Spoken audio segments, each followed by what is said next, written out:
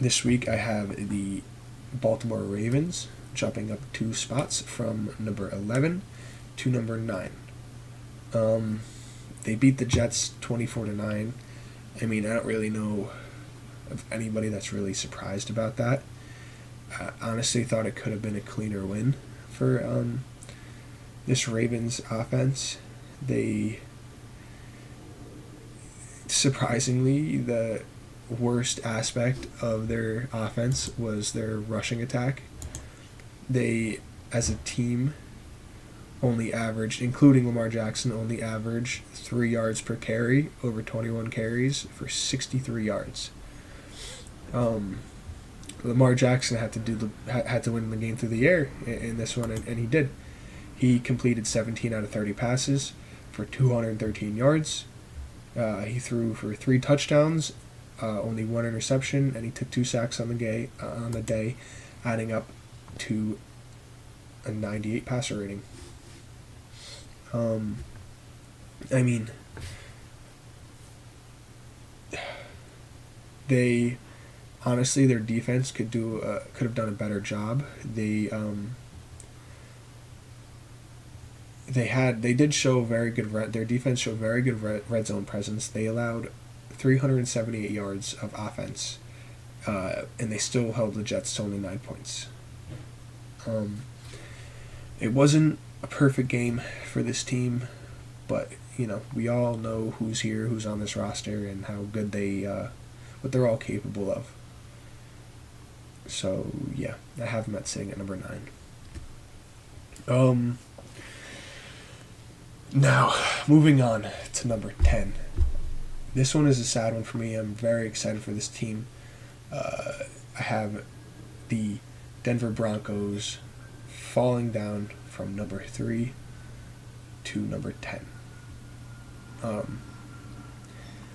I mean, this was the biggest upset of the week. I had the Broncos at 3, and I had the Seahawks at 32. And they lost with Geno Smith under center for the Seahawks. I would never think in a lifetime.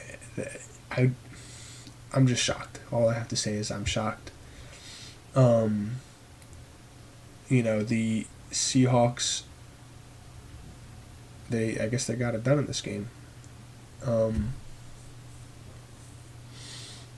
mean, Russell Wilson didn't have a horrible game, surprisingly. He was 29 for 42, over 300 yards, touchdown, not a single interception, and he only took 2 sacks on the day. So his passer rating was 101. I mean, the scoreboard didn't really tell the true story for this one. The Broncos were able to put up 433 yards, whereas the Seahawks were only able to put up 253.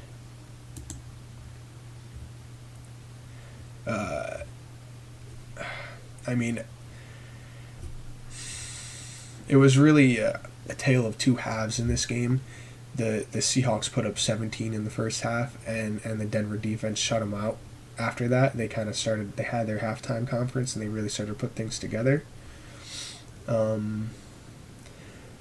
at the end of the day, they couldn't get it done. They couldn't put themselves in a winning position. The score was 16-17, and on the final drive, they, like I said, just couldn't get themselves in position. They had to kick a 64-yard field goal, and they missed it to end the game, and the Seahawks won. Jerry Jeudy was the only player for the Broncos that was able to find the end zone. He, on 4 receptions for the day, he had 102 yards. He averaged 25 yards per catch. And yeah, his longest of the day was 67 yards, and he was the only one to score a touchdown. Their rushing game wasn't even bad. They tried rushing the ball 20 times for 103 yards, and they averaged 5.2 per rush. I do have to say, I think if they're struggling like they were in this game, they should probably rely a little more heavily on their rushing attack. If you're averaging 5.2 yards per rush, there's no reason you should be putting the ball on the ground only 20 times. They could bump that number up a bit. But yeah, it was a massive upset. Now we know where the floor lies for this Broncos team. I don't really see them falling any further than this. I think they're going to have to reconvene. I think they took the Seahawks way too lightly, and they got, they were just shocked. They didn't respect the Seahawks, and the Seahawks took advantage of that, and they were able to put up, 17 in the first half. And it was just too much for this, uncoordinated Broncos team to really come back for. I mean, if there was another 5 minutes in this game, Broncos probably win, and they're probably still sitting in the top 5. But yeah, this loss was big enough for them to drop out of the top 3 down to number 10. Moving along here, this is one I'm very excited to talk about. I have the Dolphins moving up 2 slots from number 13 to number 11. I don't want to get too ahead of myself here. The Patriots did not look too good in this game. It was, I don't want to say total dominance, but this game was all the Dolphins. This game was all Dolphins. Tua completed 23 out of 33 of his passes for 270 yards. 1 touchdown, not a single interception. He did take 3 sacks on the day, and his passer rating was 104. He had very clean stats on the day, but I have to say he did look extremely uncomfortable in the pocket.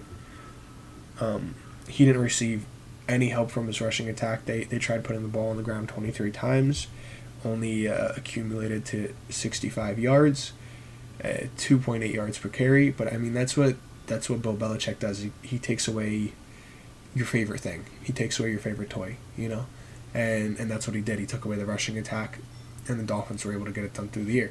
It might have not been the most efficient day. Tua did struggle getting the ball downfield. He had that one pass early in the game where he underthrew Tyreek Hill. Tyreek Hill was gone for a touchdown, and he underthrew Tyreek by like 15 yards.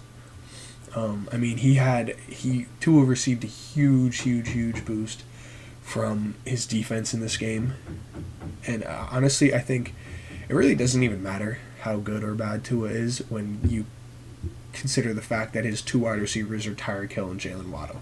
I think Jalen Waddle is, a very underrated receiver, probably in the top 10 in this league. And Tyreek Hill is, I think everybody can agree, is at least top 3 in this league. And I don't know. This game was pretty much all about the Miami Dolphins defense. This game would have been a one score game if it wasn't for a fumble return touchdown. The Patriots were on a big drive, and there was a play where the refs missed. I think it was Xavier Howard held up one of the Patriots receivers, and Javon Holland came over and picked it off to pull the Patriots out of the red zone. And if anything, this Dolphins defense answered every single question about it. For one, they did pretty well without Brian Flores. I do think that they could do a little bit of a better job stopping the run. Another big question for them was depth at cornerback, and this guy Kader Kohou, I don't want to pronounce his name wrong, but I don't really know how to say it. Kader Kohou he's an undrafted free agent rookie, and he filled in for Byron Jones in this game, and he ended up finishing the game with the highest PFF grade of any player on the Dolphins roster with a 91.9. There was still a point late in this game in the fourth quarter where the Patriots had a chance, and he just made the game-ending play. He had a huge hit, which, I think it was on like a 3rd and long or something like that, and that was it for the Patriots. He was the hero for the Dolphins today, and that's not really an issue anymore. The cornerback position is not an issue. Once Byron Jones comes back, I think the trio of Xavier Howard, Byron Jones, and Kader Kohou is going to be scary, alongside this defensive line, who has so many rotation pieces, to rush the edge, and this defense is stacked, and they completely embarrassed Mac Jones. But on the other end of the field, the offense, Tua is going to need to step it up.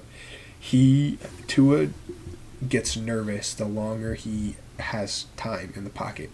If the play isn't like set up, if his first read isn't wide open, he starts to get a little bit nervous. He gets happy feet, and he doesn't make the best decisions with the ball, after his first and second read aren't really there.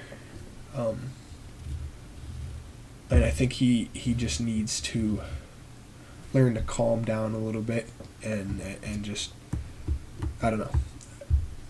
I don't really know what to say about Tua. I mean, I like Tua a lot, but he just needs to. It's just a weird statistic. I don't know how Tua Tagovailoa has a higher passer rating, getting the ball out of his hands in under 2 seconds than in under 3. It's a very weird statistic. I don't know why he gets so nervous when he has time with the football. But I gotta say, that's not the worst problem to have as a quarterback. That's something you can absolutely fix.